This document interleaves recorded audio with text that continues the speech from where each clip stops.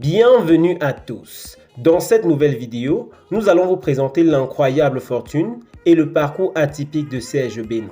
Mais avant de commencer la vidéo, si vous êtes nouveau à la chaîne, abonnez-vous, activez la cloche de notification, cliquez sur l'option toute pour ne pas manquer nos prochaines vidéos. On commence. Serge Beno, parfois appelé Beno, l'ambassadeur du coupé décalé, le King et anciennement le mannequin des arrangeurs, l'arrangeur 3 fois Pointinini et l'arrangeur Sexy Nini, de son vrai nom Guy Serge Beno, Niolou, est né le 19 septembre 1987 à Yopougon à Abidjan, est un chanteur, compositeur et arrangeur d'afropop et afrobeat ivoirien. Il est considéré comme un leader dans le milieu du coupé décalé et de la musique urbaine. Serge Beno grandit dans une famille qui croit en lui et très vite, sa passion pour la musique se révèle. Il commence à s'intéresser à ce métier et malgré les difficultés auxquelles il doit faire face, il réussit à intégrer un studio de production en tant qu'arrangeur. Son talent ne fait aucun doute et dès 2006, Beno devient l'un des arrangeurs incontournables de la musique urbaine ivoirienne.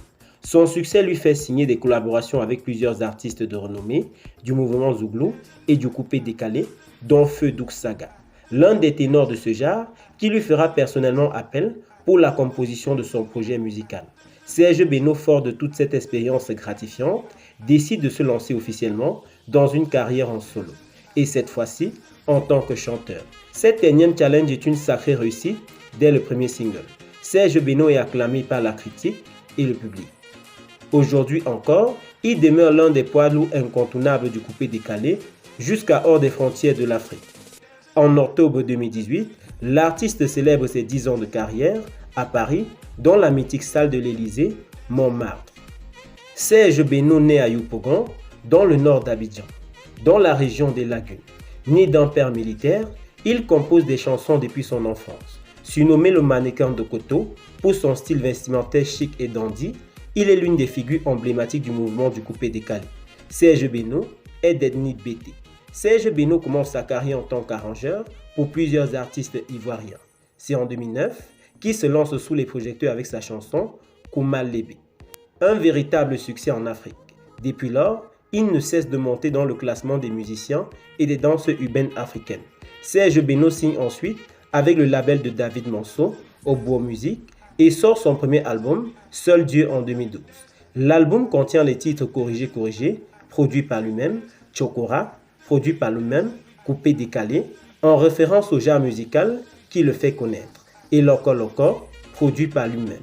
Cet album est considéré par la communauté du coupé décalé comme l'un des meilleurs classiques du genre.